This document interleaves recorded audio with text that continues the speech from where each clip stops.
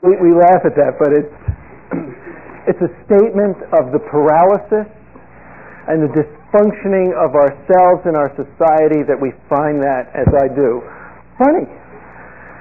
Because that is the state of where we are. So hopeless that we think if only 200 years of some psychotherapy, maybe I'll be better. Now that is the prevailing worldview. Someone feels some distress internally, go to the psychic expert exercises his psychic tools and expertise on that person, and that person is as same as a motor mechanic who works on a car, does something with the circuitry, and the person is better. Now if that was the case, why would there be close to 1,000 different psychotherapies all disagreeing with each other and each one claiming to provide some success and some cure? Why would it be that in mental hospitals the recidivism rate, that means the return rate of people who have supposedly been cured, is 86%? You know what that means? That means 86% of the people who come through the psychiatric hospitals go back. Now, there was a very interesting study done in 1972 by a man who was a psychologist and a lawyer and taught at Stanford, the Rosenhan study. And some of you may have read it in Science magazine. It's been reprinted numerous times. But it was a fascinating study. What he did was to take 12 of his friends. These were professional people, non-professional, people who worked at home, people who worked in the marketplace, and he sent them to 12 different psychiatric hospitals to get admitted. All of them were to go in and have only one thing that's in common they would say. And it was this: empty. I feel empty. Or hollow. Hollow. Inside. Hollow. I think he wanted to resonate with a kind of existential psychosis or something like that. But apart from that, in all their admitting interviews, they were to be completely normal. They were to say exactly what they would say without trying to concoct anything that seemed in any way abnormal. Okay? What did they say? Empty. I feel empty. Or hollow. I feel hollow. All of them got admitted. All 12 of them. The average stay in the hospital was 52 days.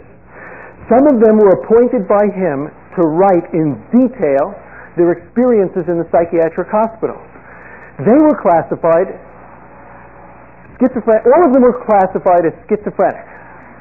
All 12 of them received that diagnosis. The ones who took notes were classified as schizophrenic with obsessive-compulsive ideational problems to boot, because they took notes. I just see pens dropping everywhere. So then they're all given medication, the psychotropic medication. They didn't take it, of course. They spit it out. They described how the bathrooms were littered with the meds that these patients didn't take. And then his study comes out, and he does a follow-up study. And guess what? In that area of California, the admissions at the psychiatric hospitals dropped 33% in the months following the completion and the publication of his study. Why? They said, we started looking at patients as pseudo-patients who were out to trap us. Psychology prides itself on being a science. It is not. It is an occult religion. Oh, I don't believe I didn't bring this article that I got from the newspaper from Arizona. The Arizona legislature, both houses of the legislature, because I can't quote it now, both houses of the legislature passed this motion that any psychological or psychiatric testimony, a square business, this was passed by them, given by a psychologist or psychiatrist in the court, the psychiatrist or psychologist had to wear a wizard suit with a 12-inch pointed hat and a long white beard and carry a wand with him. Really, both houses passed that in Arizona, and it was finally vetoed by the governor. But isn't that interesting? Wizards, magic, occult. Really, that's what it is. Now, you see, this is interesting. Psychology today wants to call itself and be declared a science. I was surprised. My daughter graduated from university a few weeks ago. One of her majors was psychology. And I was very surprised. She got a BS, a Bachelor of Science in Psychology. I got a BA when I finished university. And I was really surprised that it was considered, and this was from a Christian college. You know, so I was very surprised at the way it's been evaluated. But listen, you see, psychology attempts to emerge as a science when really it's totally reversed on itself. Until the mid-1800s, I believe it attempted to be a science. In Germany, the laboratories were set up to quantify and measure and make application based upon measurements. However good or bad those measurements were on certain areas of behavior, from Wundt's laboratories in Leipzig, you have a science. Then you have a step, and it's a titanic step, because between that realm of things and the next step, which is Sigmund Freud, you have a Herculean leap. It's just, the proportions are beyond comprehension. Freud, interestingly, he's a household name, and everyone knows the name Freud. Interestingly, Freud simply wanted to be a researcher. He was interested in research. He wanted to tie everything to biology. But there was no money in that.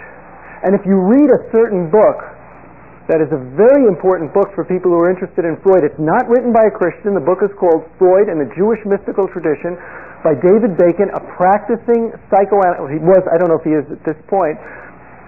He ties in all of Freudian thought to the occult, to the point. Listen to this. To the point. Try and understand, what are the two major presuppositions of of Freudian psychology? It's very simple. When you study it, you see it. The two major points are what is known as psychic determinism. That there is a determinism that exists in terms of our thoughts that go on in our minds, and the predominance of the unconscious. Those two things. That nothing happens by chance. See, Freudian psychology is completely deterministic. Even from the outset. That's what he says. Psychic determinism. He doesn't say psychic involvement or the necessity of the unconscious. He goes psychic determinism. Man is psychically deterministically evolved being in terms of Freudian thought. So, this being the case, you would think that a man making decisions who is making decisions in his own school of thought, would be cognizant of his own presuppositions. Now, there are how many days in a year? 365 and a quarter days, right? You would believe that making a major decision, he would be aware of that reality. He begins his psychoanalytic practice on which day of the year? So you have an idea. It's got to be an important day because I'm presenting it that way. How many important days in a Gentile world? What are the important days of the year? There's Christmas and there's Easter. Freud opened his psychoanalytic practice on Easter Sunday. Easter Sunday. Of all the days in the year to do this, that's the day that psychoanalysis had its grand opening. So you also, when you read Bacon, what you read is that Freud was deeply involved in the occult